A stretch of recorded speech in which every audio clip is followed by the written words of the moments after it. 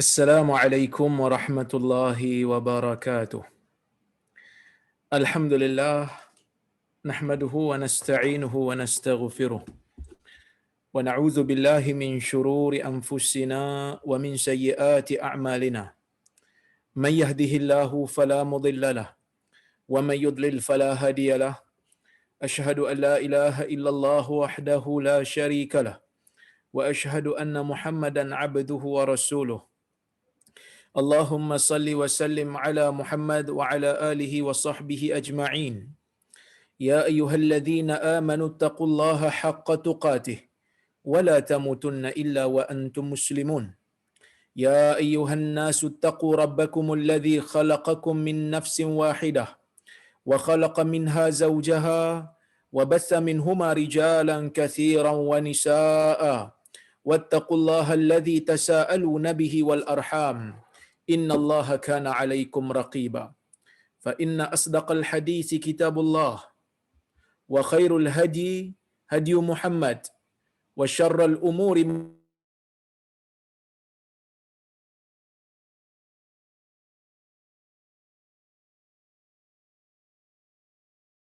muhdath ma ba'd. Muslimin dan muslimat, alhamdulillah pada malam ini kita dapat bersama-sama untuk berkumpul di dalam bilik kuliah secara maya ini untuk kita sambung perbincangan kita berkaitan dengan buku ataupun tafsir yang ditulis oleh tokoh tafsir terkenal daripada Nusantara, iaitulah Hamka. Dan insya-Allah kita hari ini nak bermula dengan muka surat yang ke-53. Allah Subhanahu wa taala berfirman dalam surah An-Nazi'at ayat 27. A'antum ashaddu khalqan amis samaa'u banaha rafa'a samkaha fasawwaha wa aghtasha laylaha wa akhraja duhaha wal arda ba'da dhalika dahaha akhraja minha ma'aha wa mar'aha wal jibala arsaha mata'an lakum wa li'an'amikum. Ayat 27 hingga 33. Seperti mana yang telah kita bincangkan pada kuliah yang lepas, di dalam surah Nazi'at, Allah Subhanahu wa taala pada ayat sebelum daripada ayat 27, Allah bercerita tentang kisah Nabi Musa dan juga Firaun. Allah bercerita bagaimana Firaun degil dengan ayat-ayat Allah, memberikan kita satu isyarat bahawasanya telah wujud satu manusia yang berkuasa, telah wujud satu manusia yang begitu kuat di dalam pemerintahannya, di dalam pengaruhnya. Allah Subhanahu wa taala binasakan dia. Walaupun dia mempunyai kerajaan yang besar, walaupun kerajaan dia mempunyai tanah yang subur, walaupun bangunan-bangunan yang dia pernah dirikan itu adalah bangunan yang hebat yang mungkin tidak pernah dicapai teknologinya oleh orang sebelum dia, walaupun dia mempunyai pengaruh yang besar daripada kalangan orang-orang bangsawan, walaupun dia mempunyai pengaruh-pengaruh yang besar daripada golongan ahli sihir yang berkuasa pada zaman itu, Allah Azza wa Jalla menunjukkan kepada kita Allah lebih berkuasa daripada manusia yang sombong dan belagak yang bernama Firaun. Setelah selesai berbicara tentang Firaun, setelah Allah Subhanahu wa taala bagi tahu kepada kita bagaimana Firaun ini dihancurkan oleh Allah hanyalah dengan menenggelamkan dia di dalam laut, maka Allah bercerita pula berkenaan dengan kudrat Allah dalam menciptakan dunia, kudrat Allah dalam menciptakan alam yang terdiri daripada langit dan bumi. Allah Subhanahu wa taala kata, a antum ashaddu khalqan amis samaa'u banaha, sehingga ayat 33. Kata Syekh Hamka, disebutkan cerita tentang Musa menghadapi Firaun dan bagaimana akhir hayat Firaun yang tenggelam di telan lautan Qulzum. Lautan Qulzum ni lautan apa? Laut Merah. Lalu di penutupnya dikatakan bahawa kejadian itu adalah satu ibarat, satu pengajaran untuk kaca perbandingan bagi manusia.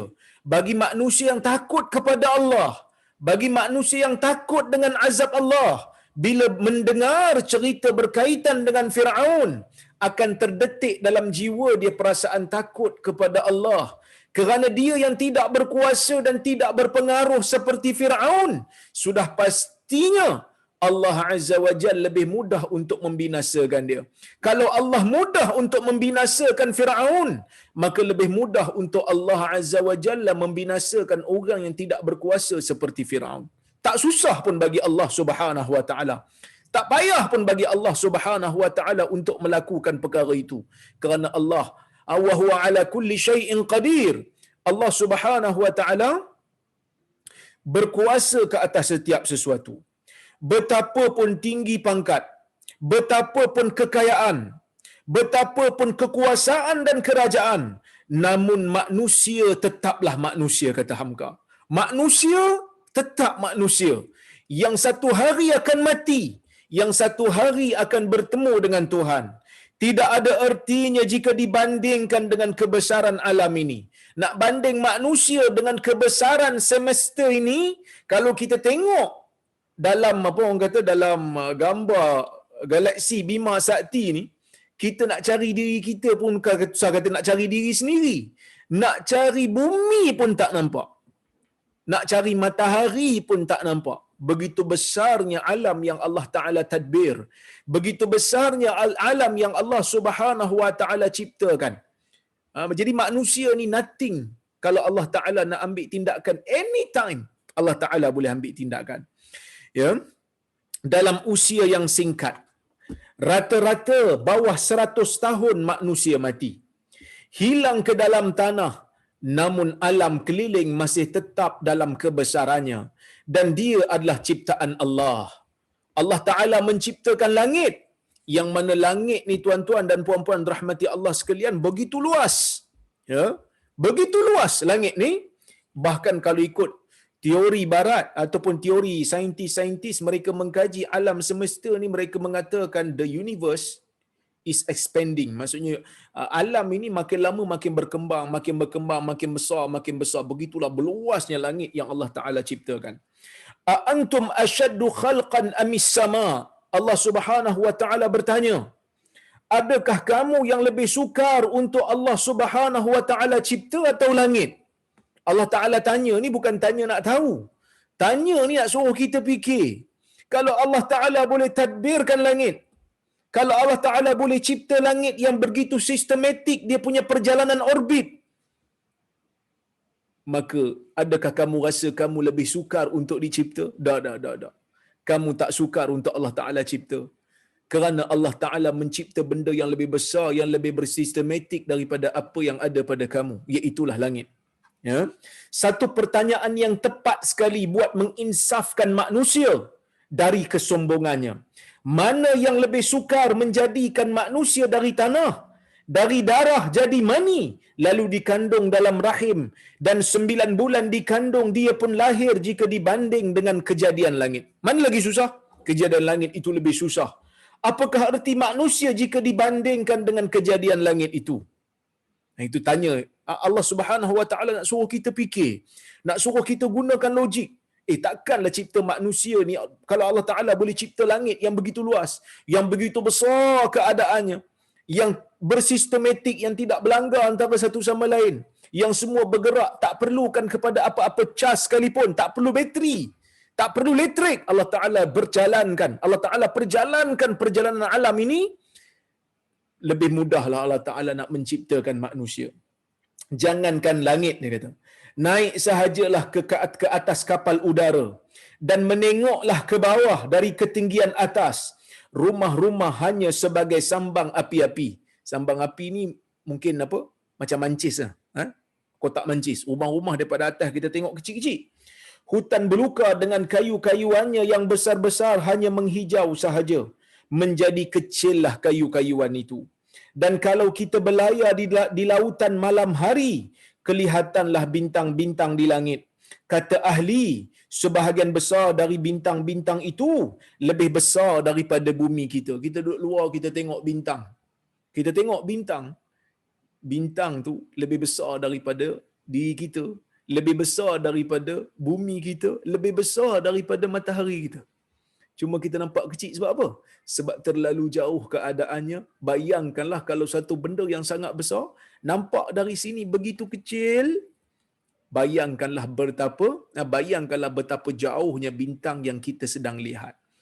Bahkan sebahagian ulama seperti Syekh Zaghlul Najjar mengatakan, dia seorang saintis daripada Mesir, dia mengatakan bintang yang kita tengok pada hari ini, tuan-tuan nanti keluar daripada rumah tengok bintang yang kita tengok hari ini, yang kita tengok malam ni, bintang tu dah tak ada kat situ.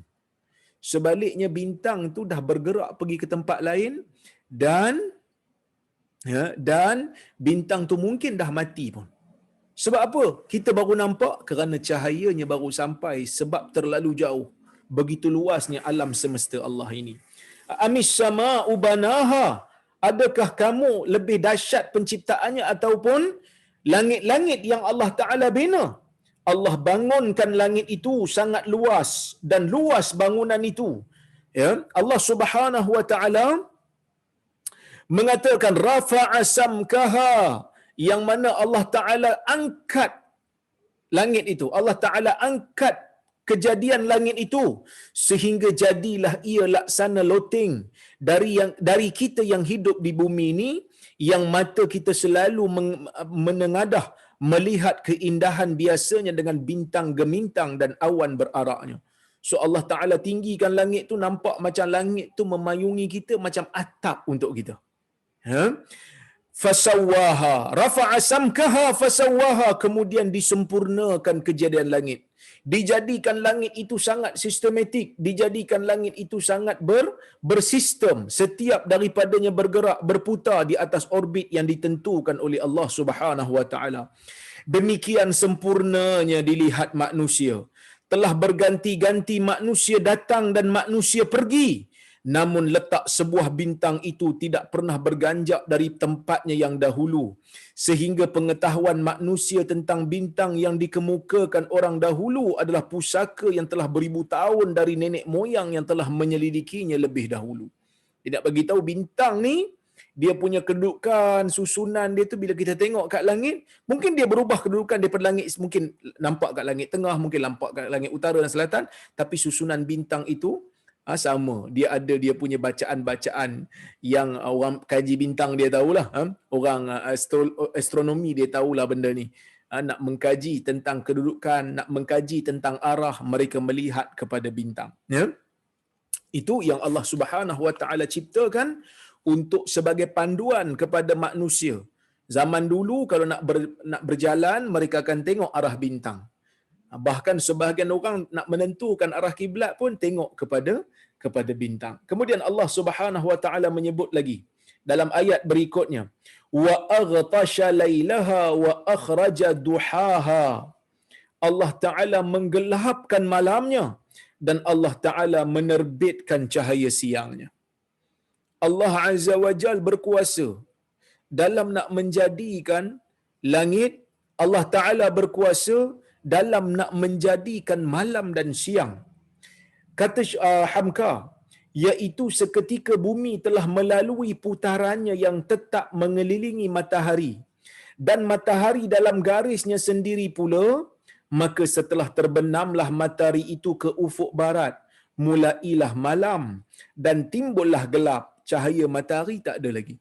Kita ni dapat cahaya matahari tu jadi siang tu, kan?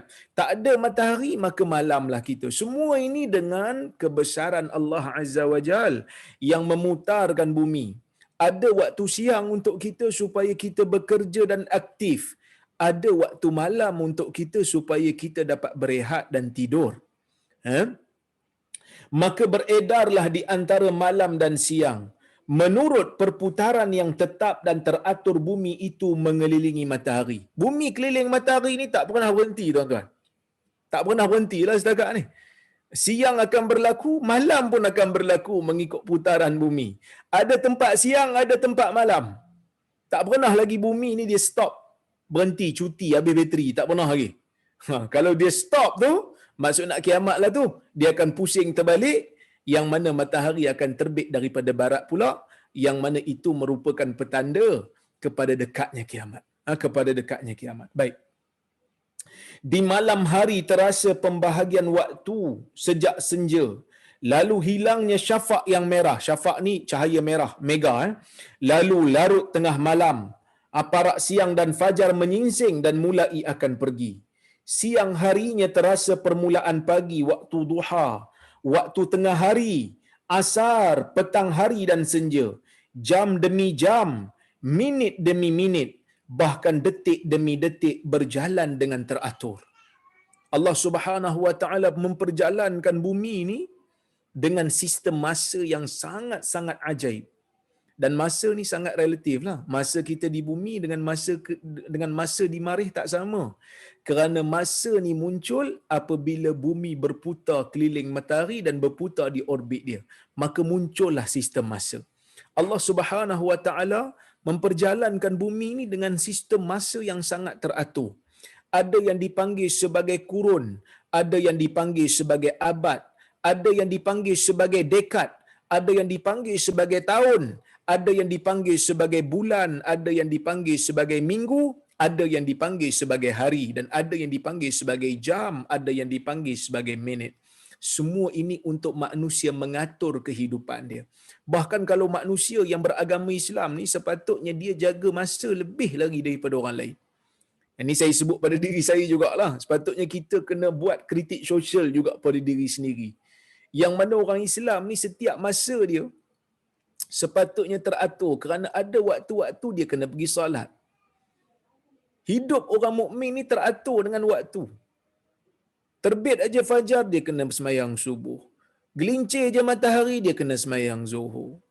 Masuk je waktu asar bila ikut bayang tertentu dia kena salat asar. Terbenam aja matahari dia kena sembahyang maghrib. Hilang aja mega merah di ufuk langit masuknya waktu isyak.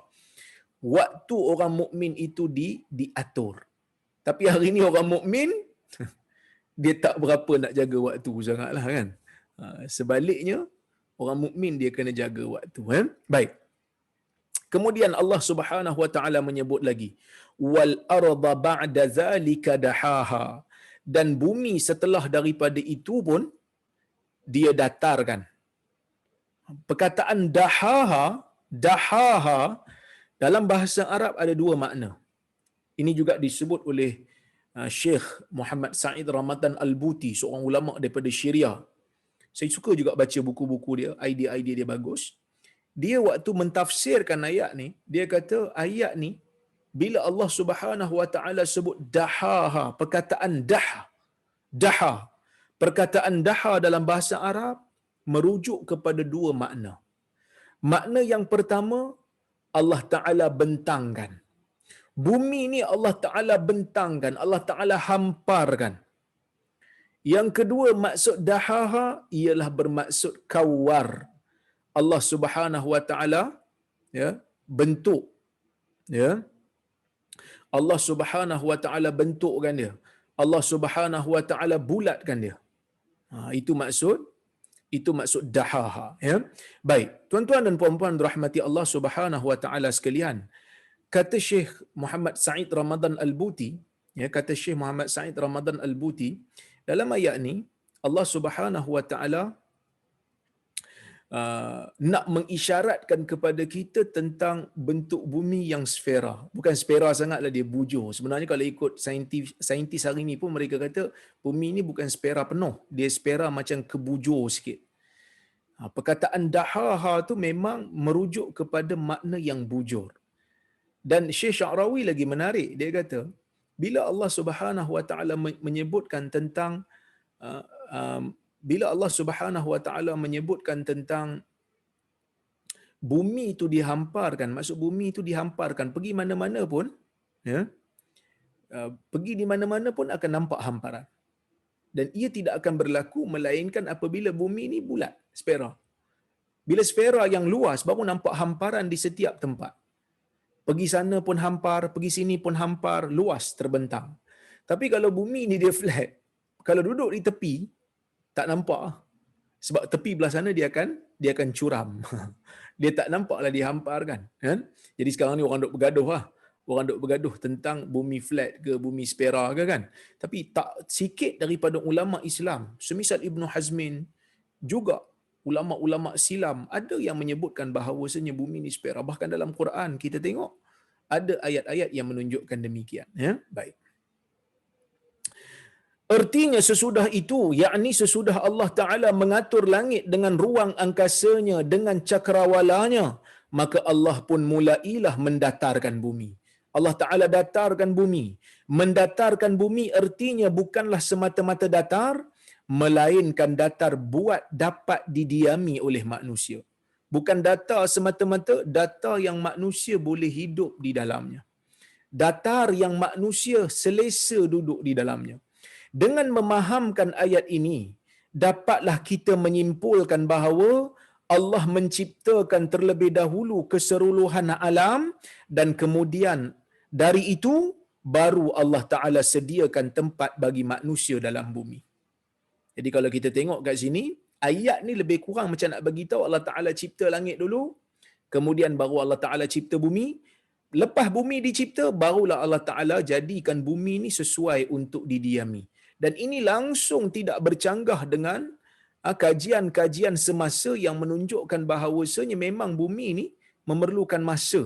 Waktu dia mula-mula dicipta, dia perlukan masa untuk diadakan ataupun diciptakan oleh Allah makhluk di atasnya.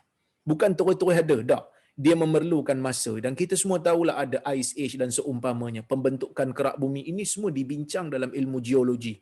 Berdasarkan kepada kajian-kajian empirical yang dibuat oleh sarjana-sarjana ataupun ahli-ahli sains di dalam dunia moden pada hari ini dan selari dengan apa yang disebutkan oleh Al-Quran. Baik. Jelas bahawa manusia ini lama kemudian baru terjadi. Baru didatarkan atau dihamparkan bumi buat tempat diamnya. Manusia datang ke dunia ini setelah bumi ini dicipta. Setelah bumi ini dicipta lama baru manusia diturunkan oleh Allah di atas muka bumi ini.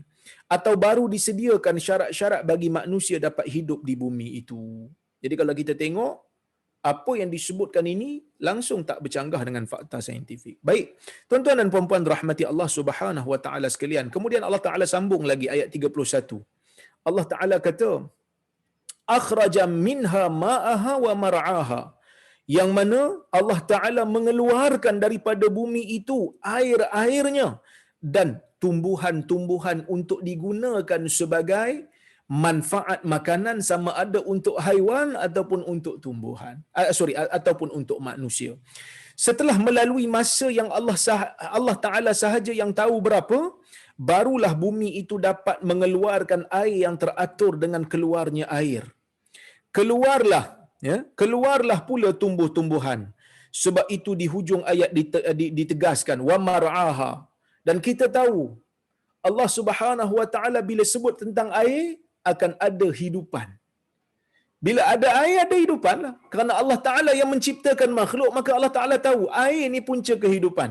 Allah Taala sebut air, akhraja minha ma'aha, dikeluarkan daripada bumi itu air-air, wa mar'aha, dan tumbuhan-tumbuhan. Tumbuhan ni boleh hidup sebab apa? Sebab adanya air. Ada air dalam bumi, ada hujan yang Allah Ta'ala sediakan untuk bumi, ada awan yang menurunkan hujan, maka hiduplah tumbuh-tumbuhan. Daripada tumbuh-tumbuhan inilah asas kehidupan, binatang boleh hidup. Yang mana binatang boleh makan tumbuh-tumbuhan, manusia boleh makan tumbuh-tumbuhan dan manusia boleh makan binatang tu. Dan Allah Ta'ala jadikan kitaran ataupun kita panggil rantaian makanan. Ada yang pemangsa, ada yang dimangsa, ada yang herbivore dan sebagainya, supaya alam ini berjalan sangat-sangat stabil, supaya rantaian itu tidak putus dan tidak terganggu. Dengan adanya rumput-rumput yang tumbuh teratur, kerana teraturnya pula air, nyatalah bahawa hidup telah ada. Ya, Allah Subhanahu wa taala sebut punca kehidupan air. Bahkan tuan-tuan dan puan-puan rahmati Allah sekalian, hari ini golongan-golongan sains pun kan, mereka kalau nak kaji mana-mana planet, nak tahu ada kehidupan ke tidak, mereka akan cari air dulu. Mereka akan cari air. Jadi benda ni langsung tak bercanggah dengan Al-Quran. Baik. Itu yang disebutkan oleh Allah Subhanahu wa taala pada ayat yang ke-35 ini. Baik. Kemudian Allah Subhanahu wa taala sebut, wal jibala arsaha, Dan gunung-gunung dia pancangkan. Gunung-gunung dia pasakkan di dalam bumi. Sebagaimana telah kita ketahui pada beberapa ayat yang lain. Ya, faedah gunung ialah menjadi pancang, menjadi peneguh dari bumi. Dengan adanya gunung, teraturlah bumi menerima turunnya air hujan. Ada yang menyelinap ke dalam bumi, menjadi persediaan air beratus ribu tahun, dan ada yang mengalir di kulit luar bumi menjadi sungai. Dan sungai adalah salah satu pangkal kebudayaan insani. Di tepi sungai yang besar-besar di dunia ini, manusia mendirikan negara dan dia pun menuju ke laut lepas. Allah Ta'ala menjadikan bukit ni untuk menghalang angin, supaya angin itu dapat apa ni kita panggil, mengumpulkan awan dan menurunkan hujan. Dan bukit ni sebenarnya adalah kawasan tadahan hujan juga, yang mana kita memerlukan air. Jadi bila ada kawasan tadahan hujan, maka adalah manusia air dan boleh bercucuk tanam, dan sungai menjadi bersih disebabkan adanya bukit-bukit yang Allah Subhanahu Wa Taala wujudkan di atas muka bumi ini. Begitu juga Allah Subhanahu Wa Taala sediakan bukit-bukit ni untuk menghalang angin yang ganas daripada menghancurkan kehidupan yang ada di dalam dunia. Kemudian Allah Ta'ala sebut lagi, mata'al lakum wa li an'amikum, sebagai bekalan, sebagai perhiasan, sebagai benda yang menyedapkan kamu, wa li an'amikum, dan juga bagi haiwan yang kamu pelihara, bagi haiwan-haiwan ternakan yang kamu pelihara. Adanya air mengalir dan rumput-rumput, ditambah dengan jaminan adanya gunung-gunung, tumbuhlah bahan makanan yang diperlukan sebagai bekal oleh manusia. Rumputnya untuk binatang ternak, sayur dan buah-buahnya untuk makanan manusia yang memelihara binatang itu. Pendeknya asal yang bernyawa, disediakanlah makanan dari bumi yang hidupnya bergantung kepada air. Hanya di kita yang ada berbeza makanan sapi, iaitu rumput, dan makanan sayur untuk manusia. Bagi Tuhan yang menghamparkan bumi untuk kita hidup, semuanya itu adalah perkara kecil belaka. Jadi Allah Ta'ala sebut ayat ni nak bagi kita sedarlah. Firaun Allah Ta'ala dah cerita dah, ni untuk kamu. Untuk kamu nampak satu manusia yang perasan dia berkuasa, aku hancurkan. Kalau tak cukup lagi, tengok langit, tengok bumi. Allah Ta'ala sediakan kelengkapan yang ada dalam bumi supaya kamu selesa untuk hidup. Allah Ta'ala ciptakan langit-langit supaya kamu dapat memerhatikan kebesaran Allah. Kalau benda ni Allah Ta'ala boleh cipta, Allah Ta'ala lebih mudah nak cipta kamu semula setelah daripada kamu mati. Lebih mudah untuk Allah Subhanahu Wa Ta'ala ciptakan kamu balik. Sebab nak ciptakan benda-benda gunung sebesar-besarnya, nak alirkan sungai, bukan senang nak alirkan sungai. Pernah kita belajar macam mana cara nak alirkan sungai? Mana boleh. Kan kita tak tahu pun caranya. Kita hanya boleh kaji kualiti air sungai, kita boleh kaji kederasan air sungai, tapi nak bina sungai sendiri, kita memerlukan sesuatu tenaga, generator untuk pam air dan sebagainya. Tapi Allah memperjalankan sungai ratusan tahun, ribuan tahun, jutaan tahun, seperti sungai Nil tu kan, tak berhenti-berhenti air dia. Air dia sentiasa mengalir, memberikan manfaat kepada manusia untuk bercucuk tanam, supaya dapat ditumbuhkan padanya tumbuhan untuk haiwan makan dan tumbuhan untuk manusia makan, dan manusia pula makan pula haiwan yang memakan tumbuhan itu daripada lembu dan kambing. Inilah nikmat yang Allah Ta'ala berikan kepada kita. Dua perkara Allah Ta'ala cerita benda ni nak suruh kita fikir dua perkara je. Yang pertama, begitu nikmat Allah Azza wa Jal tidak terbayar oleh manusia. Begitu nikmat Allah ni kita tak mampu nak bayar pun. Yang kedua, kita tak mampu pun nak laksanakan, melainkan kita hanya menggunakan. Jadi bila kita tak mampu nak laksanakan, kita tak mampu nak bayar balik, Allah Ta'ala tak minta pun kita bayar. Cuma Allah Ta'ala suruh kita beriman. Allah Subhanahu Wa Ta'ala suruh kita beriman, Allah Ta'ala suruh kita taat kepada Dia. Taati Dia, iktiraf Dia sebagai Tuhan yang satu-satunya disembah, menjadi hamba yang taat. menjadi hamba yang sentiasa bersyukur, menjadi hamba yang baik, melaksanakan tanggungjawab di atas muka dunia ni untuk memakmurkan alam mengikut kehendak Allah, mengikut apa yang Allah Subhanahu Wa Taala tetapkan bagi kita. Itu saja. Kehidupan dalam dunia ni taat pada Allah, taat pada Rasul. Clear. Kalau semua orang berpandangan dengan pandangan begini, aku hidup dalam dunia nak menjadi hamba yang baik, aku hidup dalam dunia nak menjadi hamba yang taat kepada Allah dan Rasulnya, selesai masalah, tuan-tuan.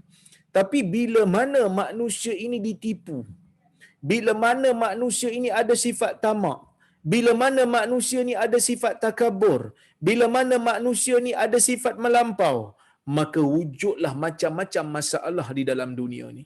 Wujud macam-macam masalah dalam dunia ni semuanya disebabkan oleh sifat manusia itu sendiri. Bukan kerana Allah Subhanahu Wa Taala berikan tanpa kita ada pilihan. Kebanyakannya kerosakan yang berlaku disebabkan oleh tangan manusia sendiri. Global warming apa semua tangan kita sendiri, ya. Baik.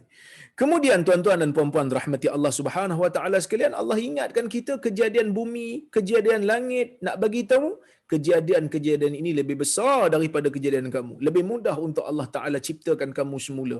Untuk apa Allah Taala cerita ni? Allah Taala cerita ni untuk memperingatkan manusia yang hidup di zaman Mekah ni. Di zaman Mekah ni tuan-tuan dan puan-puan rahmati Allah sekalian, Nabi SAW berdepan dengan golongan yang tidak percaya dengan kewujudan hari kiamat. Bukan hanya sekadar tak percaya, bantah. Bukan hanya sekadar bantah, istihza. Mereka memperolok-olokkan. Kita akan tengok ayat berikutnya. Kita akan tengok ayat berikutnya. Maka sebab itu Allah Ta'ala cerita dua keadaan. Cerita Fir'aun pertama, cerita langit dan bumi yang kedua. Nak beritahu apa? Mudah untuk Allah Ta'ala bangkitkan hari kiamat. Mudah untuk Allah Ta'ala hidupkan kamu semula. Kerana mereka beranggapan bila manusia mati, tulang telah menjadi debu, adakah Allah berkuasa untuk bangkitkan kami semula untuk hisab? Tak mungkin. Siap bawa tulang tu. Siap bawa tulang berjumpa dengan Nabi Muhammad sallallahu alaihi wasallam. Tanya lagi siapa yang boleh menghidupkan tulang ini setelah dia menjadi debu? Allah Subhanahu Wa Taala bagi tahu supaya kita berfikir. Kalau langit lebih besar, kalau langit bumi itu lebih besar, Allah Taala boleh cipta. Apatah lagi kamu. Bahkan kamu ni lebih mudah Allah Taala cipta dari setelah kamu ada daripada setelah kamu tak ada. Macam contoh macam ni. Allah Taala cipta kita, saya ni. Sebelum saya wujud dalam dunia ni, katalah tahun 70-an saya tak ada. Sebab saya lahir tahun 80-an. Ya. Jadi bila saya lahir tahun 80-an, sebelum 80-an saya tak ada. Saya tak muncul, saya tak wujud. Allah Ta'ala cipta saya from nothing. Allah Ta'ala cipta saya daripada tak ada langsung. Boleh diciptakan. Apatah lagi kalau saya dah ada, kemudian saya binasa, saya meninggal dunia, lebih mudah untuk Allah Ta'ala cipta daripada tak ada langsung. Kerana tak ada langsung tu pun Allah Ta'ala boleh cipta. Nak bagi tahu kat kita, kiamat adalah satu benda yang mudah untuk Allah. Kiamat adalah satu benda yang sangat logik. Sangat logik. Jadi kamu tak perlu berolok-olok. Kerana sifat mengolok-olok tidak membantu kamu untuk melepaskan diri daripada hisab yang berat di dalam padang mahsyar tu nanti. Allah Subhanahu Wa Taala sambung lagi. Ayat 34. Fa iza ja'atit tammatul kubra.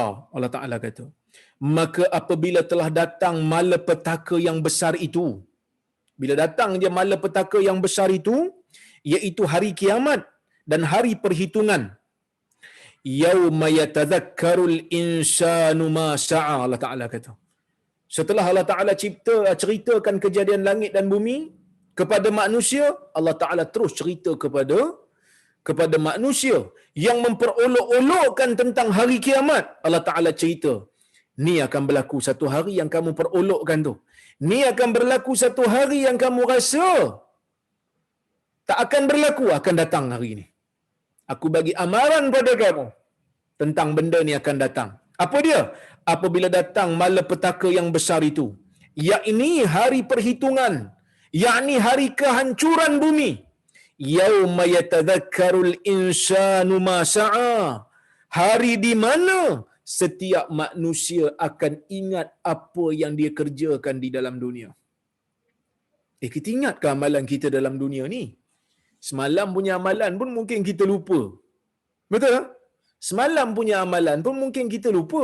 Habis itu macam mana kita boleh ingat? Kerana di hari akhirat nanti.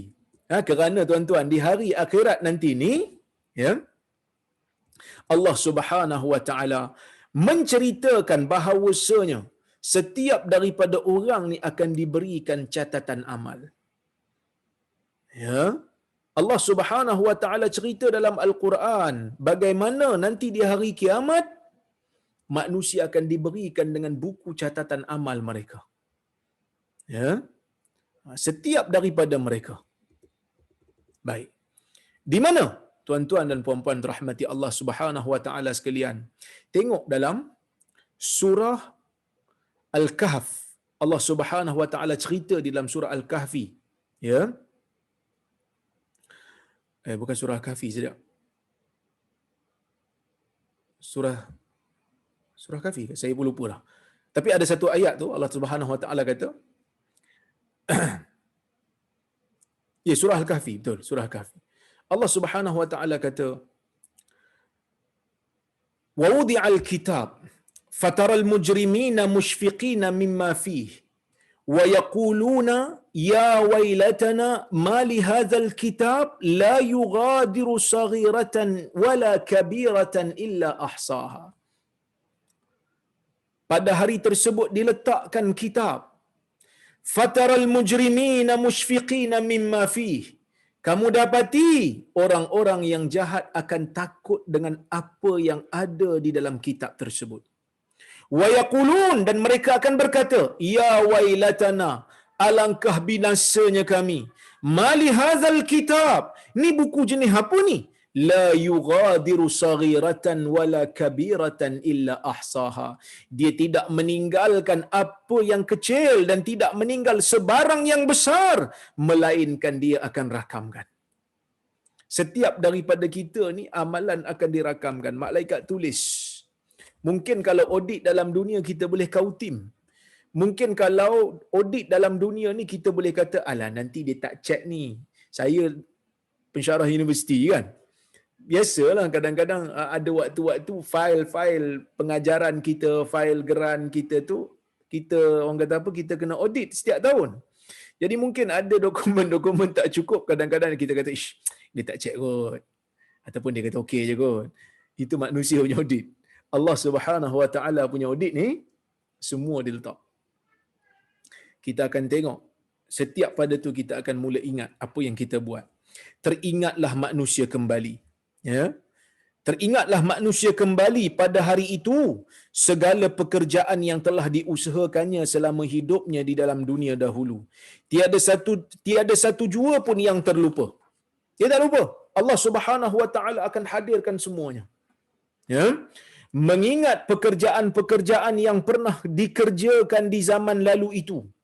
Di waktu hidup kita di dunia ini sahaja kerap kali mengacaukan fikiran, kerana kita merasa bahawa perbuatan kita dahulu sebenarnya adalah salah atau janggal atau menjadi tertawaan orang. Bayangkan, hari ini kita duduk dalam dunia, tiba-tiba video kita terkeluar.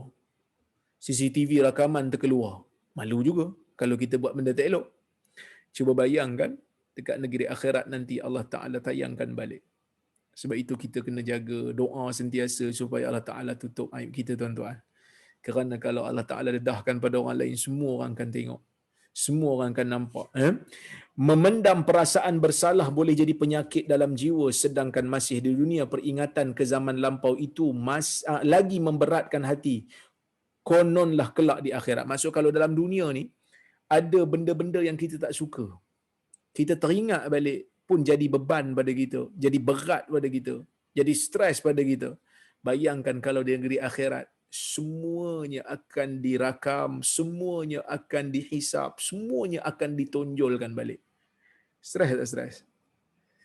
Hanya orang-orang yang Allah Ta'ala berikan rahmat saja yang akan diberikan hisap yang ringan.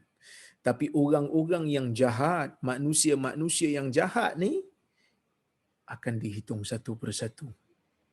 Akan dihitung satu persatu dan dia akan stres melihat amalan dia. Wa burrizatil jahimu liman yara, dan dipertunjukkan neraka bagi siapa yang melihat. Tuan-tuan dan puan-puan rahmati Allah sekalian, kalau tuan-tuan tengok ada satu hadis, ya. Ada satu hadis Nabi sallallahu alaihi wasallam bercerita tentang orang yang paling akhir keluar daripada neraka daripada kalangan orang beriman. Kita ahli sunnah wal jamaah, kita percaya orang beriman ni ada yang baik, ada yang jahat. Ada yang mukmin dan ada yang fasik. Walaupun kedua-duanya muslim. Orang mukmin yang betul-betul mukmin, orang yang bertakwa, dia akan masuk ke dalam syurga Allah. Manakala orang yang fasik, dia akan berada di bawah kehendak Allah. Kalau Allah Ta'ala nak, Allah Ta'ala boleh azabkan dia. Kalau Allah Ta'ala nak juga, Allah Ta'ala boleh ampunkan dia. Ini akidah Ahlussunnah wal Jamaah. Bagi orang yang beriman ada dua keadaan. Keadaan yang pertama, dia orang yang bertakwa. Amalan baik dia melebihi amalan jahat dia apabila ditimbang. Maka, ya, dalam keadaan begini, dia masuk ke dalam syurga Allah dengan rahmat Allah. Dan saya telah pun cerita benda ni pada kuliah-kuliah yang lepas.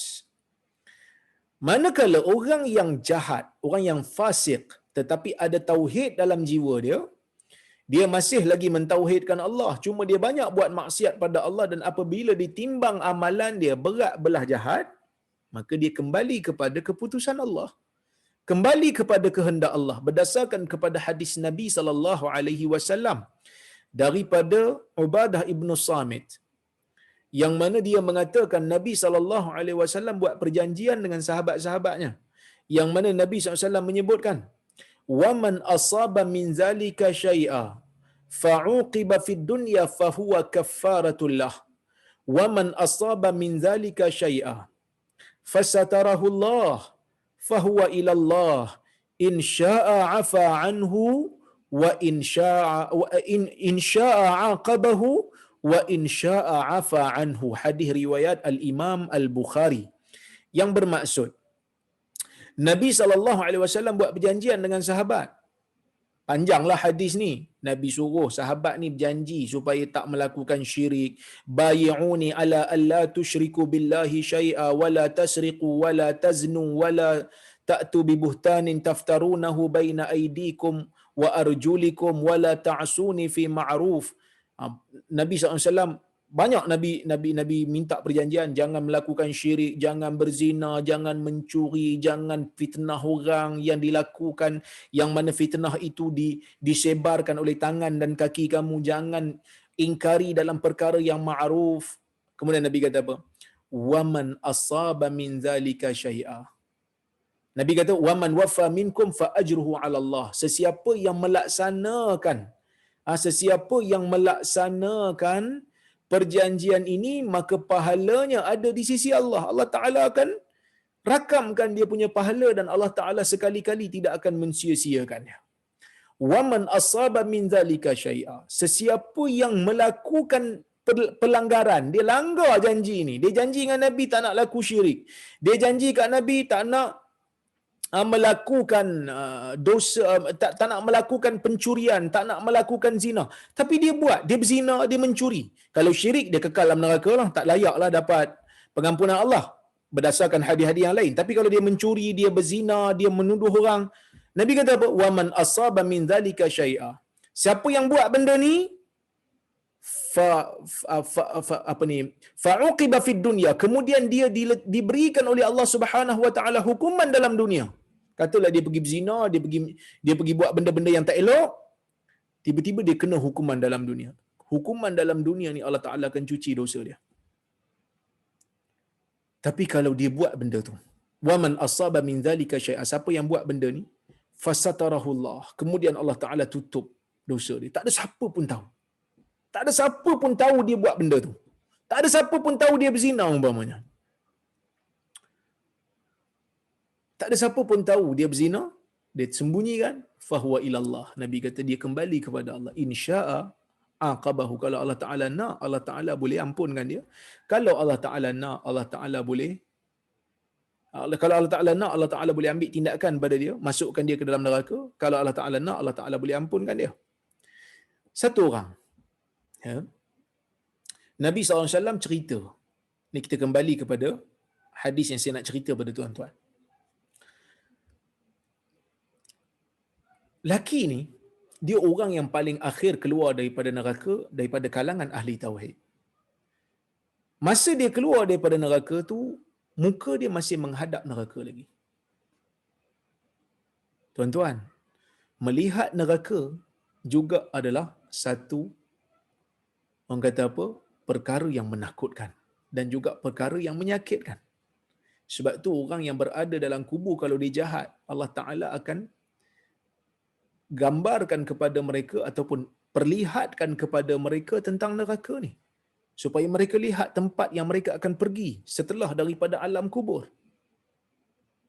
Jadi dia pun bila muka masih lagi memandang ke neraka, dia kata apa? Ya Rab, isrif wajhi anin nar. Wahai Tuhan, jauhkanlah mukaku daripada neraka. Jauhkan.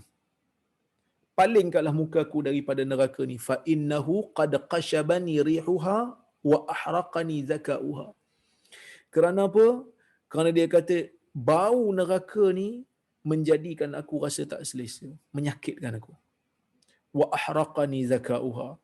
Dan haba neraka ni menjadikan aku rasa panas, membakar. Sebab apa? Sebab neraka dunia ni, neraka akhirat ni ataupun api di akhirat ni 100 kali ganda lagi dahsyat daripada api dunia ni. Kan? 100 kali ganda lagi dahsyat. Maksud kalau api dunia ni bukan macam api dapur tu. Api dalam dunia yang paling panas. Berapa? Dia boleh pergi 1000 darjah Celsius. Dia boleh mencairkan logam, boleh mencairkan emas. Tu api dalam dunia yang begitu kuat. Ya? Api gunung berapi, api lava dan sebagainya. Neraka lagi lebih dahsyat pada tu. Jadi bila Allah Ta'ala memperlihatkan neraka, orang-orang yang berada dalam neraka dia akan rasa takut. Wa burrizatil jahimu liman yara. Akan dipertunjukkan neraka bagi siapa yang melihat. Siapa yang melihat dia akan tengok neraka. Tu neraka Allah yang mungkin sebelum ni kita olok-olokkan. Mungkin sebelum ni di kalangan orang Quraisy tak percaya pun. Dok pelekeh Nabi, dok main-main kat Nabi, dok ketawa kat Nabi. Allah Ta'ala pertontonkan neraka kepada mereka. Ni neraka. Yang kamu kata tak ada. Yang kamu kata tak ada tu ni dia. Tuan-tuan dan puan-puan rahmati Allah sekalian. Ayat ini sangat menggetarkan. Ayat ni kalau kita baca akan menjadikan kita rasa takut. Di manakah kita nanti? Kita tak tahu. Kita hanya mendoakan supaya Allah Subhanahu Wa Taala selamatkan diri kita. Dan kita berusaha untuk memperbaiki diri, menjadikan diri kita termasuk dalam kalangan orang-orang yang beriman insya-Allah, menjadikan diri kita mendapat rahmat Allah di dalam negeri akhirat nanti insya-Allah. Kemudian Allah Taala kata, ya, wa burrizatil jahimu liman yara, dipertunjukkan ataupun diperlihatkan neraka bagi orang yang melihat. Bertambah teringat dosa yang lalu, kata Hamka, bertambah jelas neraka di muka penglihatan mata. Walaupun dicuba hendak memalingkan mata ke tempat lain, namun dia hendak kembali melihat ke sana juga. Kengerian menyebabkan penglihatan lekat ke sana sahaja. Takut dengan neraka. Tak sanggup nak tengok, tapi sebab takut tengok juga. Takut kita masuk ke dalamnya. Na'udzubillahi min zalik. Kemudian Allah Subhanahu Wa Taala sebut, fa amma man tagha, maka ada pun bagi orang-orang yang melampau, bagi orang-orang yang takabur, bagi orang-orang yang sombong. Artinya telah dilampaunya segala batas yang ditentukan oleh Allah. Tidak dipedulikannya lagi mana yang terlarang, mana yang boleh dilakukan. Batas-batas itu dirompaknya. Semua kerana dorongan nafsunya. Ni golongan yang melampau dalam dunia ni, golongan yang menjadikan hawa nafsunya sebagai Tuhan. Walaupun dia tahu kebenaran, tapi kebenaran itu ditolak hanya semata-mata mempertuhankan nafsu. Dok fikir hati kata apa. Yang tu yang dijadikan Tuhan, yang diikuti, yang ditaati. Wa atharal hayatad dunya, adapun orang yang melampau dan mendahulukan kehidupan di dalam dunia, melebih mementingkan kehidupan dunia berbanding akhirat. Sedangkan dia tahu orang ni mati, orang ni mati, orang ni sakit, orang ni mati, orang ni nazak. Dia tahu dah dunia memang tak kekal. Dia tu sendiri pun akan mati. Tapi ada manusia yang lebih mementingkan kehidupan dunia. Tidak diingatnya lagi bahawa hidup di dunia ini hanyalah buat sementara, lalu hatinya terpaut kepada dunia yang akan ditinggalkan itu, sehingga tersesatlah dia daripada jalan yang benar. Allah Taala kata apa? Fa innal jahim hiyal ma'wa, sesungguhnya neraka jahim tempat dia akan kembali. Di sanalah dia akan kembali. Kerana sejak semula jalan ke sanalah yang akan dia pilih sendiri. Jalan itu yang dia pilih. Allah Subhanahu wa taala telah memberikan Al-Quran. Allah Taala telah menurunkan nabi-nabinya.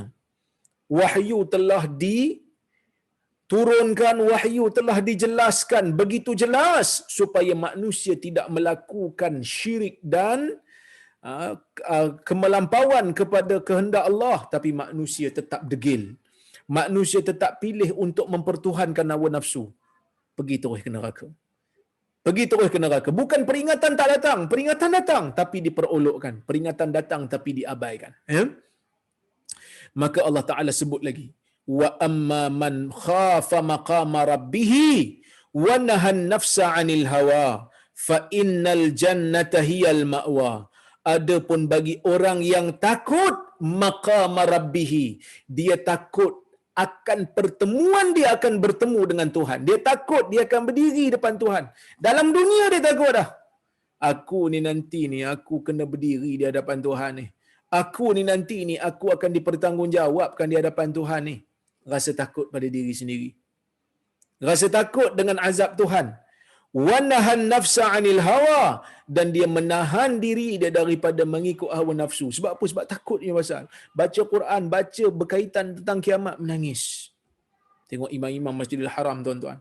Jiwa mereka sangat lembut. Baca ayat yang berkaitan dengan azab, nangis. Kita orang beriman apabila baca berkaitan dengan azab, kena cek diri sendiri. Saya pun kena ingatkan diri saya juga tuan-tuan. Kita kena cek diri kita sendiri dulu. Jangan bila baca duk tengok orang. Baca duk tengok orang tidak memberi manfaat. Tengok diri sendiri dulu, kemudian baru perbaiki orang lain. Saya pun sama, tuan-tuan pun sama. Kata Syekh Wahbah Zuhaili dalam kitab dia Tafsirul Munir, dia kata apa? Allah Subhanahu wa taala mendahulukan sebutan takut. Takut kepada Tuhan. Kemudian barulah menahan diri daripada hawa nafsu. Kerana ada manusia yang menahan diri pada hawa nafsu dia, tapi dia tak takut pada Tuhan dia. Tuhan suruh buat macam ni tapi dia buat macam ni. Tapi dia tak buat benda yang Tuhan larang. Dia juga tak akan selamat kalau dia tidak menyembah Allah yang satu ataupun tidak bertauhid kepada Allah. Begitu juga Syekh Wahbah Zuhaili kata, Allah mendahulukan perasaan takut kerana takut inilah yang akan membuahkan keinginan seseorang untuk menahan diri dia daripada menuruti hawa nafsu dia. Manusia ni jadi baik, jadi taat kepada Allah disebabkan ada perasaan takut kepada azab Allah.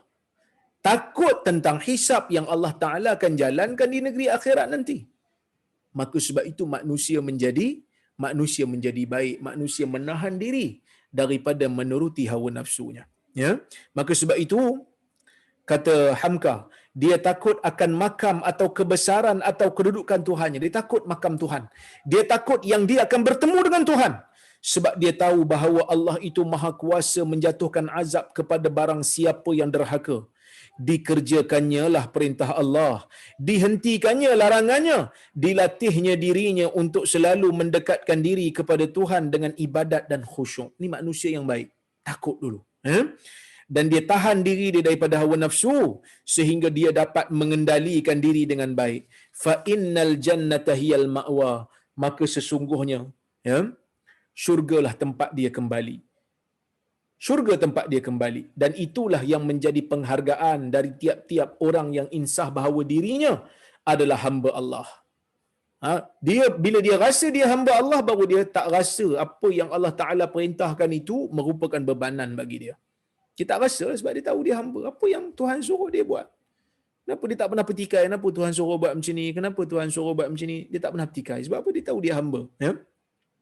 Kemudian sebagai yang terakhirnya tuan-tuan, Allah Subhanahu Wa Taala tutup surah ni dengan bercerita tentang ya sifat orang-orang yang tak beriman dengan hari kiamat. Allah Taala ada cerita detail. Ada manusia yang akan masuk ke neraka, ada manusia yang akan masuk ke syurga, ada juga manusia yang memperolokkan. Tengok Allah Taala rakamkan dalam Quran ayat 42 sorry. Yas'alunaka 'anis sa'ati ayyana mursaha. Mereka bertanya kepada kamu wahai Muhammad, bilakah hari kiamat akan terjadi? Siap tanya lagi Nabi. Muhammad, bila kiamat? Kau duk cerita pasal kiamat, bila nak kiamat ni? Seolah-olah mereka rasa bila masuk ke negeri akhirat, mereka akan selamat. Seolah-olah mereka rasa bahawasanya akhirat itu memang betul-betul tak ada. Cuba bayangkan kalau ada, memang ada pun. Patutnya mereka bayang kalau ada ni jenuh aku ni. Patutnya. Dan memang ada pun sebenarnya. Fima anta min zikraha. Allah Ta'ala kata, mengapa pula engkau akan menyebutkan itu? Ada dua tafsiran. Ada yang kata Allah Ta'ala nak bagi tahu, wahai Muhammad, kamu hanya diutuskan untuk bagi tahu tentang kewujudan kiamat, tentang tanda-tanda kiamat, tentang keadaan manusia yang akan berlaku pada mereka di hari kiamat. Bukan tugas kamu untuk bagi tahu bila berlakunya kiamat. Ini maksud ayat ni. Satu tafsiran. Satu lagi tafsiran, sebagian ulama tafsir kata, bila orang kafir Quraisy dok bertanya Nabi sallallahu alaihi wasallam bila kiamat, bila kiamat, bila kiamat, Nabi sallallahu alaihi wasallam pun bertanya kepada Jibril bila kiamat, bertanya kepada Allah bila kiamat, sehingga Allah Taala kata, "Fima anta min dzikraha." Kenapa kamu banyak sangat sebut ni? Bukan tugas kamu wahai Muhammad. Yang tahu bila akan berlakunya kiamat hanyalah Allah Subhanahu wa taala. Maka sebab itu kata Hamka, padahal itu bukanlah urusan kau. Itu adalah semata-mata urusan yang terpegang di tangan Allah semata-mata.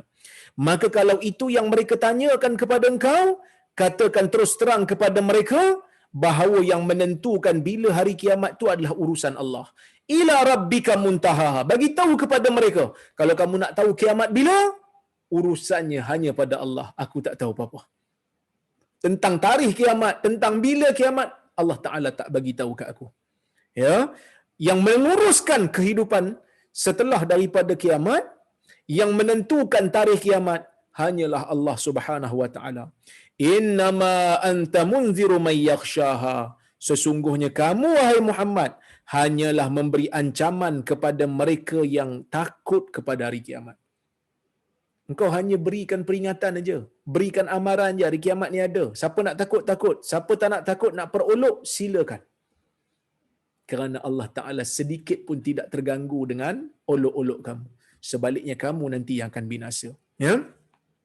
Sebab itu Hamka kata kewajipan engkau sebagai utusan daripada Allah hanyalah menyampaikan kepada mereka itu berita yang berisi khabar yang menakutkan, yang mengerikan tentang azab siksaan yang akan diterima di hari kiamat oleh sesiapa yang tidak mahu menuruti jalan lurus dan mulia yang ditunjukkan oleh Tuhan, yang dibawakan oleh rasul-rasul yang disuruh Tuhan menyampaikannya ke dunia ini. Kemudian Allah Ta'ala kata lagi dalam ayat yang 46, ka'annahum yawma yarawnaha lam yalbasu illa 'ashiyatan aw duhaha. Seolah-olah mereka ni bila sampai je hari kiamat, bila dah tengok hari kiamat berlaku, lam yalbasu illa 'ashiyatan aw duhaha. Mereka tidak berdiam di dunia melainkan hanya satu malam ataupun satu pagi sahaja. Apa maksudnya? Ada dua maksud. Ada yang kata, sebagian ulama tafsir kata, mereka bila tengok kiamat, mereka akan rasa umur mereka dalam dunia tu sangat-sangat sedikit nak dibandingkan dengan tempoh hari kiamat tu. Ya. Dan ada juga yang mengatakan yang dimaksudkan dengan ayat ni adalah apabila berlakunya kiamat, mereka akan rasa begitu pendeknya masa mereka berada di dalam kubur. Dua tafsiran. Wallahu ta'ala a'lamu bissawab. Jadi tuan-tuan dan puan-puan, kita selesai surah Nazi'at. Ya, insya-Allah pada kuliah akan datang kita akan sambung dengan surah Abasa. Cuma saya nak rangkumkan pada tuan-tuan apa yang kita boleh sampaikan ataupun yang saya boleh rangkumkan sebagai kesimpulan kuliah kita pada hari ini Allah Subhanahu wa taala menegaskan di dalam ayat-ayat yang kita bacakan tadi tentang hari kiamat itu adalah hari yang benar, hari kiamat itu merupakan rukun iman yang mesti kita percaya. Yang kedua, ya, bila akan berlakunya kiamat itu hanya terpulang kepada Allah, hanya Allah saja yang tahu. Yang ketiga, manusia di hari kiamat ada yang bahagia dan ada yang sengsara. Kita pilih nak pergi yang mana. Dan yang keempat, memperolok-olokkan hari kiamat seperti mana yang dilakukan oleh puak Quraisy, sekali-kali tidak membantu seseorang itu untuk melepaskan diri mereka daripada azab dan bencana di hari akhirat nanti. Wallahu subhanahu wa ta'ala a'lamu bis-shawab. Mudah-mudahan apa yang saya sampaikan pada hari ini dapat memberikan kita sedikit peringatan untuk bekalan kita, menguatkan diri kita, menguatkan iman kita untuk terus menjadi hamba Allah yang beriman, menjadi hamba Allah yang tekun untuk melaksanakan ibadah. Kenapa Allah Ta'ala ulang-ulang tentang kiamat? Kerana manusia perlu diperingatkan. Terutamanya apabila ayat-ayat ataupun juzuk amma ini kebanyakannya turun di Mekah, di mana pada waktu itu memerlukan kepada tanaman akidah yang mantap, tanaman akidah yang rapi, maka oleh kerana itu ayat banyak bercerita tentang pemantapan akidah, pemantapan tentang keimanan, takut kepada Allah, takut kepada azab Allah, percaya tentang hari kiamat untuk menjadikan orang-orang pada zaman itu, zaman jahiliah, takut kepada kemaksiatan yang mereka buat, kemelampauan yang mereka buat. Maka begitu juga kita memerlukan kepada ulangan untuk menguatkan akidah kita. InsyaAllah, mudah-mudahan tuan-tuan, ya, kita akan jumpa lagi insya-Allah pada waktu-waktu yang akan datang insya-Allah. Saya tengok kalau ada soalan ataupun komentar.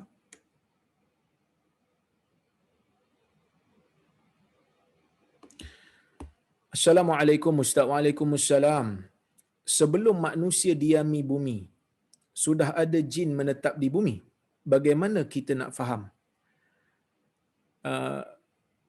Itulah yang disebutkan oleh para ulama, kerana apabila Allah Subhanahu wa taala nak menciptakan Adam, Allah Subhanahu wa taala mengarahkan malaikat untuk sujud kepada Adam, dan bersama dengan Adam pada masa itu, bersama dengan malaikat pada masa itu adalah iblis. Bersama dengan malaikat pada masa itu adalah iblis, yang mana tuan-tuan dan puan-puan dalam Al-Quran Allah Subhanahu wa taala menyebutkan bahawasanya iblis itu, ya, iblis itu adalah daripada kalangan jin. Sekejap saya carikan ayat dia.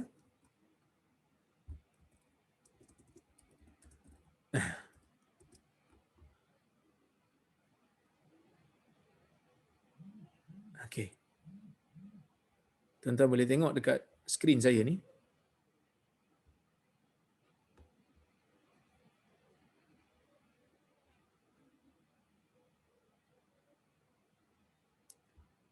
Oh, sangkut.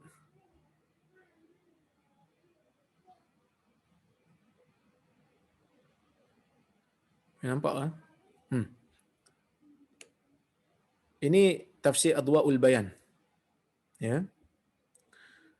Wa idh qulna lil malaikati isjudu li adama fasajadu illa iblis kana minal jin fafasaqa an amri rabbih. Apabila kami mengatakan kepada malaikat sujudlah kepada Adam. Sujud pada Adam ni bukan sujud ibadat ya, sujud hormat. Yang mana di zaman syariat sebelum Nabi Muhammad dibenarkan. Syariat Nabi Muhammad sujud untuk ibadat tak boleh, melainkan hanyalah pada Allah. Sujud penghormatan kepada makhluk lagilah tak boleh. Maksudnya sujud kepada makhluk untuk ibadat tak boleh, sujud hormat kepada makhluk pun tak boleh syariat Nabi Muhammad ya. Maka Allah Taala kata ini syariat terdahulu. Maka sujudlah kepada Adam, mereka pun sujud kecuali iblis, dan ia tergolong daripada golongan jin dan dia derhaka kepada perintah Tuhan. Jadi kalau ikut kat sini memang jin dah ada lah. Memang jin dah ada sebelum daripada wujudnya manusia. Wallahu taala alam.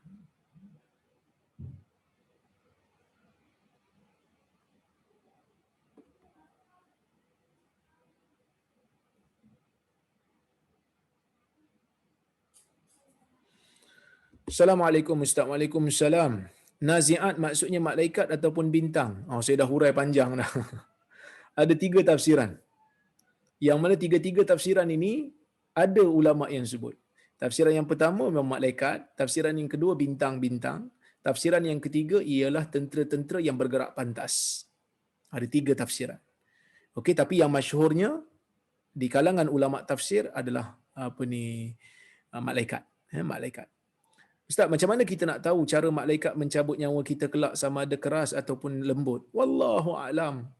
Nabi bagi tahu orang yang baik, orang yang beriman akan dicabut secara lembut. Hadis Musnad Ahmad, hadis Bara' bin Azib. Manakala orang yang jahat, orang yang kafir, dalam riwayat yang lain disebut orang yang jahat. Jadi jahat ni kafir ke ataupun jahat macam orang beriman jahat pun macam tu juga. Wallahu alam. Tapi bila kata jahat, fajir, orang yang jahat ni merangkumi orang yang beriman tapi tak taat kepada Allah dan orang yang kafir. Jadi seperti mana yang disebut dalam hadis tu, orang yang jahat akan direntak. Tapi orang beriman, orang yang taat kepada Allah, orang yang banyak buat ibadat, orang yang menjauhkan diri daripada maksiat, insya-Allah akan ditarik secara lembut. Seperti mana Nabi kata air keluar daripada mulut bekas. Ya. Salam Ustaz. Waalaikumsalam. Kalau kita dah sungguh-sungguh taubat pun akan ditulis dalam kitab amal kita dan dibentangkan di mahsyar nanti atau dosa tersebut akan dihapuskan? Ini soalan bagus, tuan-tuan. Ya. Soalan ni bagus. Iaitu kalau kita dah bertaubat, adakah catatan amalan kita ni akan dipadam dosa kita yang kita buat kalau kita dah taubat ataupun masih ada? Yang ni ulama ada 3 pendapat. Ulama-ulama salaf seperti mana yang dinukilkan oleh Ibn Rajab, mereka ada 3 pendapat. Pendapat yang pertama memang tak dipadam. Mereka memang akan tengok apa yang mereka buat. Cuma akan ada di situlah dosa ni dia dah taubat dah. Itu pandangan yang pertama. Ya, pandangan yang kedua ialah mereka yang kata bila taubat aja Allah Taala padam. Bila taubat je Allah Taala padam. Berdasarkan kepada hadis Nabi SAW kata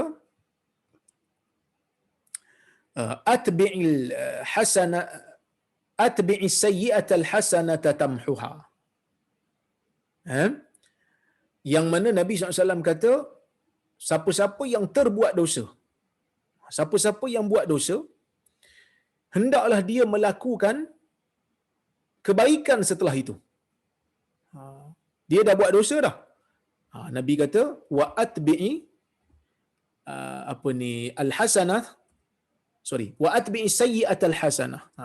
Hendaklah orang yang membuat dosa itu buat pahala pula, buat kebaikan pula, supaya kebaikan itu dapat memadam keburukan.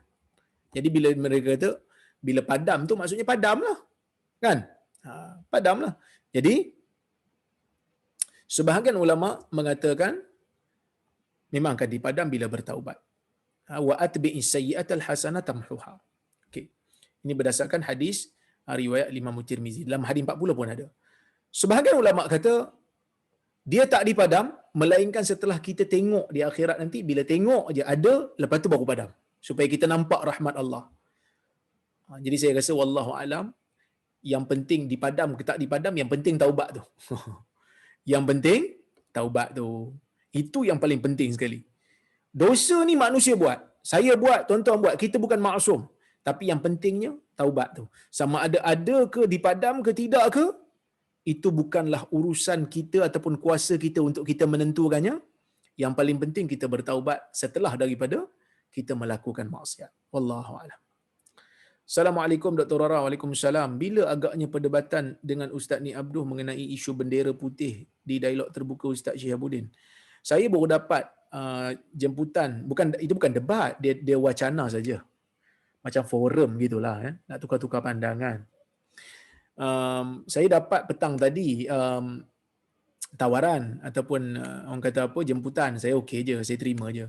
Bila tarikhnya, saya kata tarikhnya tu biar YB ni Abduh lah untuk tentukan, kerana dia orang sibuk kan, dia orang sibuk, dia ahli parlimen. Saya okey je, saya cuba adjust lah masa saya, insya-Allah. Kalau waktu tu ada kuliah lain, kita adjust lah, insya-Allah. Saya cubalah untuk adjust, ya. Kalau dia dapat bagi 2-3 pilihan tarikh pun untuk saya pilih lagi baguslah. Jadi mudah-mudahan wacana ni bukan nak bergaduh pun. Wacana ni hanya sekadar nak tukar-tukar pandangan. Kenapa? Kerana saya secara peribadinya rasa macam isu ni isu yang tak perlu pun kita nak lawan beria-ria, sebab isu ni isu yang bagus untuk orang miskin. Angkat bendera tak perlu pergi minta-minta kat orang. Kalau dia dah nak minta bantuan kepada NGO, minta bantuan kepada pusat khidmat masyarakat ataupun minta bantuan pada agensi kerajaan, mungkin agensi kerajaan dia ambil masa. Yang ni saya tak salahkan pun, memang birokrasi itu benda yang perlu, sebab duit kerajaan kan dia mesti ada auditnya, mesti ada ikut peraturan keuangan. Kalau dia berada dalam keadaan yang terdesak, berada dalam keadaan yang cemas, nak beli susu anak ke, nak beli lampin anak ke, memerlukan bantuan jiran-jiran. Jiran-jiran tak boleh keluar sekarang ni. Jiran-jiran pun takut nak keluar. Jadi bila dia tengok ada bendera putih, dia boleh dapat tahu itu satu signal. Mungkin orang yang minta ni pun dia malu juga nak minta. Sebab banyak orang-orang yang M40 pun sekarang ni berada dalam keadaan terdesak, hilang kerja dan sebagainya. Jadi letak je, just letak, minta dapatkan bantuan. Adakah benda tu salah? Kalau betul-betul dia manipulasi, dia tak layak untuk terima bantuan dan dia minta, itu benda yang salah. Tapi kalau dia betul-betul terdesak, kita biarkan dia menggunakan apa saja cara untuk dia mendapatkan bantuan segera kalau memang dia memerlukan bantuan segera. Dan kami ada data, saya beberapa orang NGO yang lain, sebab saya ada NGO saya sendiri. Saya ketua, saya presiden Badan Kebajikan, Pertubuhan Kebajikan Al-Qayyim Malaysia. Kita hantar bantuan, begitu juga kawan-kawan saya yang ada yayasan dan sebagainya. Memang ada orang-orang yang terdesak. Memang ada orang yang tak ada makanan dan mengibarkan bendera putih apabila mereka nakkan bantuan segera, apabila mereka memerlukannya. Jadi bagi saya bendera putih ni hanya sekadar wasilah. Wasilah sahaja. Dan kita tak nak orang bukan Islam tengok macam Islam ni begitu jumut dalam nak membantu orang yang susah sehingga bendera putih pun tak boleh. Kan? Sehingga bendera putih pun tak boleh. Ni masalah nyawa orang, ni masalah mungkin budak tak dapat nak makan. Jadi ini benda yang bagi saya kita kena tuntaskan perbincangan dia, nak tengok benda ni langsung tak salah pun pada pandangan Islam. Siapa-siapa yang baca dalil untuk menghalang, ia sebenarnya adalah melakukan kesilapan, menyusahkan orang yang memerlukan bantuan yang segera. Wallahu a'lam. Mudah-mudahan dialog ini ataupun wacana ini menjadi kenyataan, dapat membuahkan hasil yang baiklah. Mungkin ada yang kata, Ustaz, patutnya waktu ni tak payahlah bincang-bincang benda ni, dah pergi tolong orang lah. Tuan-tuan, kami tolong. Boleh buat, kita nak betulkan cara fikir orang agama pun sebahagian daripada dakwah. Orang agama ni dia ada pengikut dia. Ya, dia ada pengikut dia juga. Jadi kita kalau boleh layan semua, kita betulkan semua. Orang miskin pun kita bantu, orang tak ada makanan pun kita bantu. Orang cara fikir pegawai agama atau apa ni orang kata orang agama pun kita bantu, maka lebih baik kita buat dua serentak daripada kita buat salah satu. Jadi tuan-tuan dan puan-puan rahmati Allah Subhanahu Wa Taala sekalian, mudah-mudahan ada manfaatlah kuliah kita pada malam ini dan mudah-mudahan dialog ini dapat membuahkan hasil yang baiklah insya-Allah, dapat memurnikan semula pemikiran kita, keterbukaan kita, kesediaan kita untuk bantu orang yang susah. Wallahu alam. Terima kasih banyak. Insya-Allah kita jumpa lagi pada masa akan datang. Saya minta maaf terkasar bahasa tersilap kata. Terima kasih kepada Datin Aliyah, terima kasih kepada Jahili yang menganjurkan, terima kasih kelas tafaqquh. Insya-Allah kita jumpa lagi. Aqulu qauli hadza wa astaghfirullahal azim li wa lakum. Assalamualaikum warahmatullahi wabarakatuh. Waalaikumsalam warahmatullahi wabarakatuh. Jazakallahu khair. Wa antum jazakumullah khair.